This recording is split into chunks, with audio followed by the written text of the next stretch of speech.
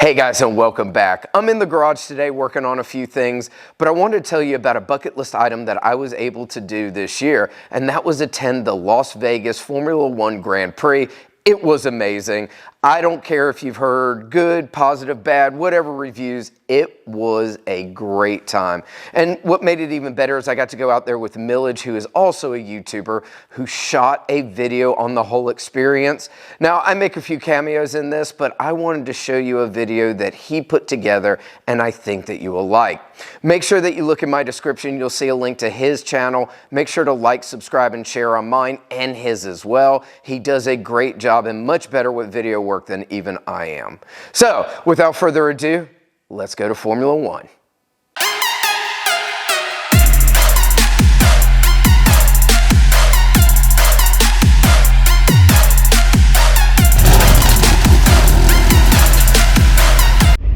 Walking forever.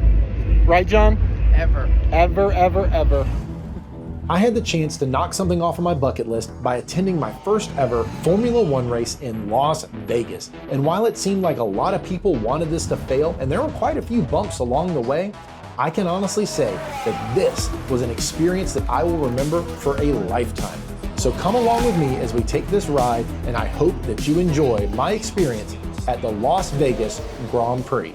So first off, I want to say that this was not my first trip to Las Vegas. This was actually my third trip, but this was my first trip to a sporting event that wasn't held in a controlled, permanent fixture. I had been to NASCAR races, I've been to IRL races, and all kinds of others at permanent tracks. So this was my first time getting to see what a street course really was like. And it was so cool to get checked into my hotel and then just walk down Harmon to see exactly where these drivers would all be performing and just have a chance to walk the track.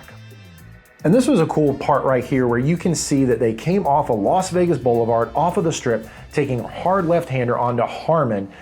And again, it's just so cool to see the number of people in this area and to think that in just a few hours, there are going to be cars ripping it down this area. There are 4 main straights, and this is actually one of them comes down into this really hard right-hander. And one of the cool details that I've seen a little bit about are all the curbs have the suits of the different cars. Real, Las Vegas, giving it that extra little tint. But yeah, you're gonna come flying down this straight, brake hard right, and into the T-Mobile fan zone around the sphere, and that's where I'm gonna be. A common misconception about the desert is that it never rains, and it was actually supposed to rain on Friday night during qualifying is what they were calling for, but wouldn't you know it, I left my rain gear at home.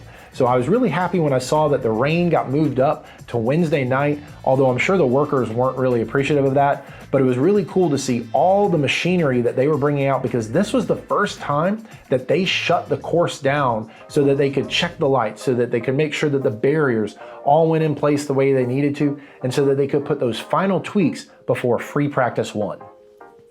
It's Thursday morning, had a pretty productive morning, got some breakfast, tried to sleep in so that I could get my body more acclimated to this time zone.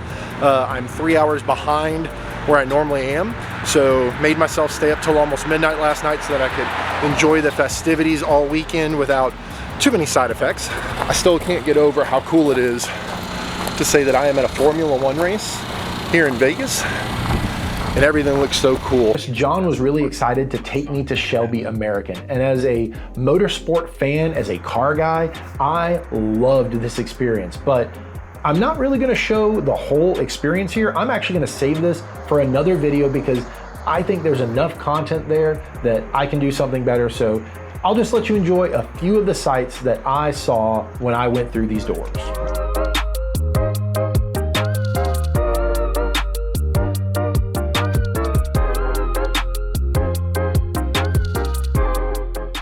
Now at this point, I've been in Las Vegas for roughly 24 hours and the action is about to ramp up because they're starting with the road closures. They're starting to change the traffic patterns so that they can close the track. And it is just so cool to see how they were working in tandem to get this all worked out. Oh yeah, by the way, these supercars were across the road from me in the Virgin, and it was really cool because John actually knows who owns these. But enough of these cars, it's time to see the cars that we actually came for do some actual racing on the course. Or so I thought. Walking forever. right, John? Ever. Ever, ever, ever. So my 3-day ticket to the event, We which are cost the me big roughly $500, was in the T-Mobile zone at the Sphere. And I'm gonna admit, I had some buyer's remorse when I first purchased this ticket, but I didn't know what all I was getting at the time. And boy, was I surprised, because if you look at all this food, this was all included in the cost of my ticket. We got free Wolfgang Puck food all weekend long. So one of the questions I've been asked by a couple friends that are like, man, why are you going into and doing this thing, is because in the fan zone, it's free food. Yeah. We got what, Asian chicken salad, a prime rib, grilled cheese, chicken and waffles, and then an apple cider donut. And all this is included in the price of admissions.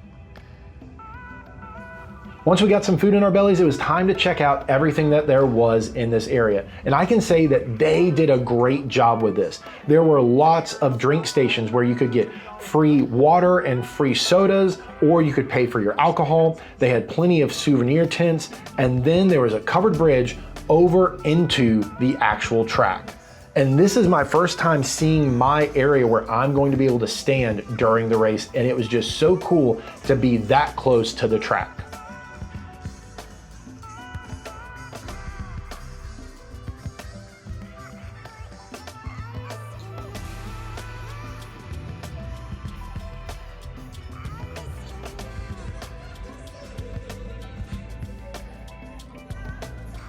One of the things that really made this event so successful is the fact that they had so many LED big screen TVs around that you could watch all the action on the track. Kudos to Las Vegas and the Las Vegas Grand Prix for really thinking about the fan experience, at least there in the T-Mobile zone.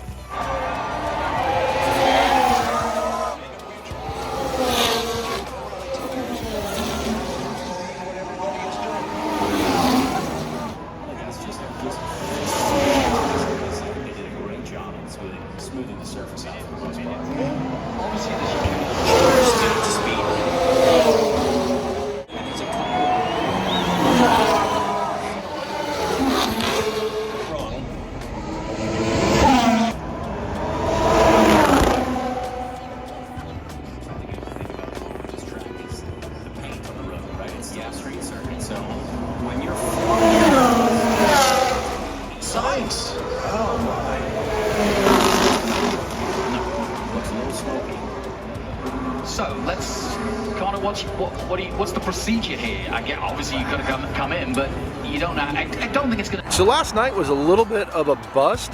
Free practice 1 only had, 9 minutes before Carlos Sainz hit a water valve cover, a manhole cover, and tore up the bottom of his car. So I did not get to see free practice 2. I wasn't about to stay up till 2:30. So now that I've had some breakfast, I'm headed in. It's loud. Going to meet up with John and Chris again, and we'll see what we get into. I cannot emphasize enough how cool it was to just walk around and see all the different infrastructure pieces that they put in to make this event a success. Like those covered bridges that everybody seemed to hate, all the different pit walls, the signage, everything was just so cool to be able to actually see it and not just in little spurts when you're around the track. All right, so here's what I was talking about. This isn't the exact spot, but you can see here that they've patched a couple of those water valve covers so that they won't come flying up during free practice 2, free practice 3 tonight, and qualifying of the race. But it's cool to see that they've identified these and now started patching them. While I had been to Las Vegas twice before, I had actually never been to downtown, the old strip, the old area where everything used to happen. And this was so cool. I feel bad for this guy. I don't know what was going on, but he got stuck. But it was just so neat to see this area on Fremont Street and all the really cool parts of old Las Vegas and yet the new Las Vegas. They still had the street performers. They still had all the cool stuff, but it was really neat to see the history of Las Vegas in this area.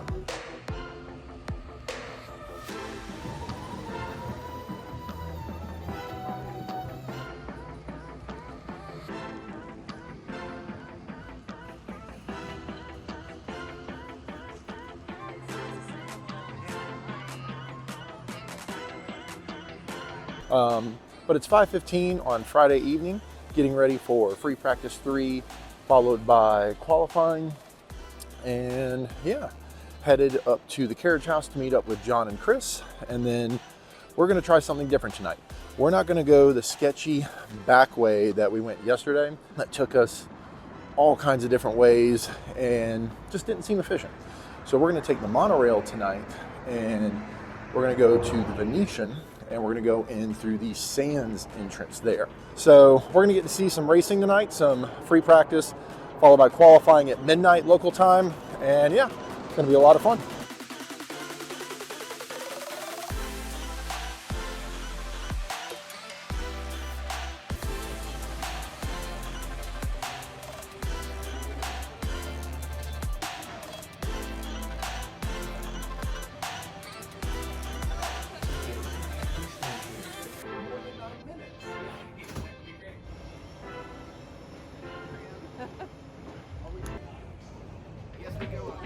I guess we go up.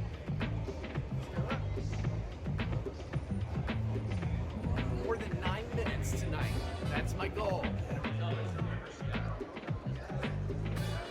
So on Thursday night, John, Chris, and I made the mistake of walking the long way. I thought it was actually going to be a lot easier. It turned out to be the wrong decision. So we opted to take the tram this time, and boy, was that a great experience. Just walking through the Venetian and into a different area where there was very minimal line. There was a massive line on the other side of the track.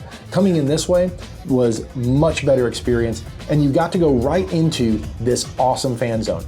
By the way, this stage is where they had all kinds of events. They had numerous DJs, some musical events, but some of the best ones are coming up, and I don't want to ruin that experience.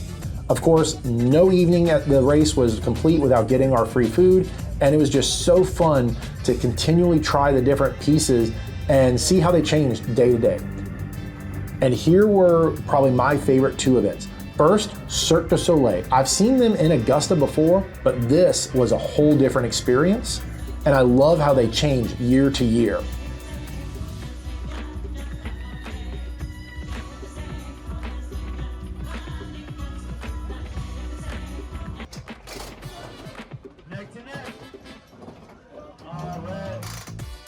And then honestly, no trip to Las Vegas these days seems complete without seeing the Blue Man Group. This was my first ever experience seeing them live, and this alone was worth the $500 to get to see what it is that they do live. It's just an absolute amazing experience here. I'll shut up and let you listen in.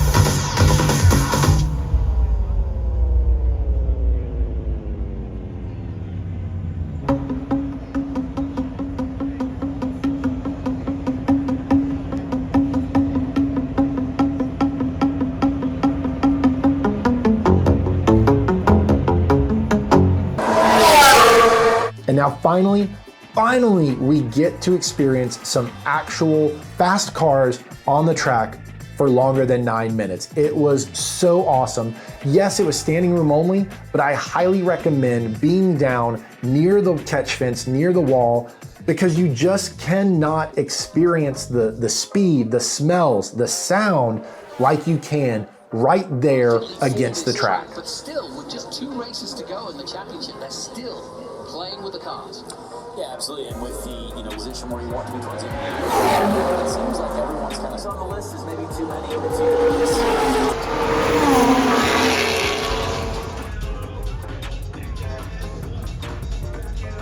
So not only did I get to experience the speed, the sounds, the smells down right next to the track during Free Practice 3, John's wife actually went back to the hotel room during qualifying, and I got to sit up in his seats. And this was also a great experience. It was nice to have a seat where I could sit and enjoy, because honestly, once you've seen a couple cars go by, you kind of, you want to take a break. But it was just so exciting to watch everything and see how it all unfolded during qualifying.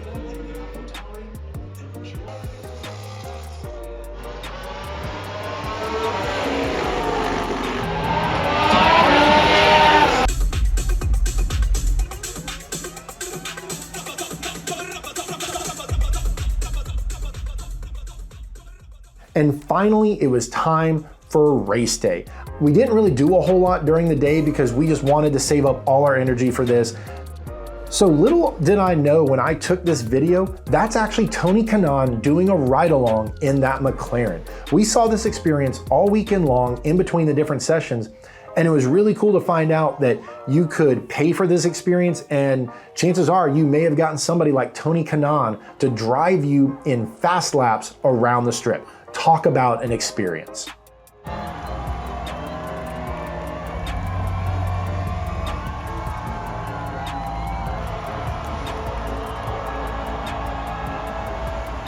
Lights on the starting gantry, and when the lights go out, the race is on. Here they come.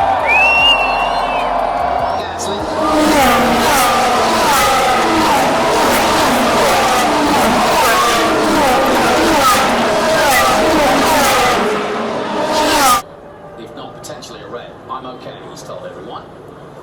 That's turn 12, I believe. Well, turn 8. Gee, things are going to be completely...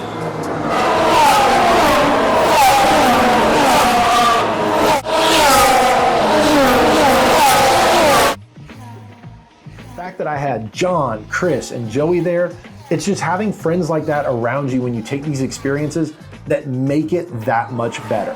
Formula One is such a cool sport, and I'm so glad that I got to go to it here in Las Vegas, but it would not have been nearly as much fun had I done this alone. All in all, I know it seemed like a lot of people wanted this to fail, but I can honestly say that this experience was well worth the $500 that I spent on my ticket, and I would not change it for the world. It was so awesome to see those cars in person, hear the sounds, smell the smell of race fuel being burned, and just, man, talk about a bucket list item. I cannot wait for my next race day experience, whether that's NASCAR, IndyCar, NHRA, another Formula One race. Who knows what the next event will be. Okay guys, hopefully you liked that video. It was amazing, and I can't thank Milledge enough for putting that together. Like I said earlier, check the description below. It has a link to his channel and all the work that he does. Make sure that you shoot over there and check him out as well. Anyway, I gotta get back to work in the garage. Make sure you like, subscribe, and share. We'll catch you next time. Yeah, my voice is gone. I sound terrible.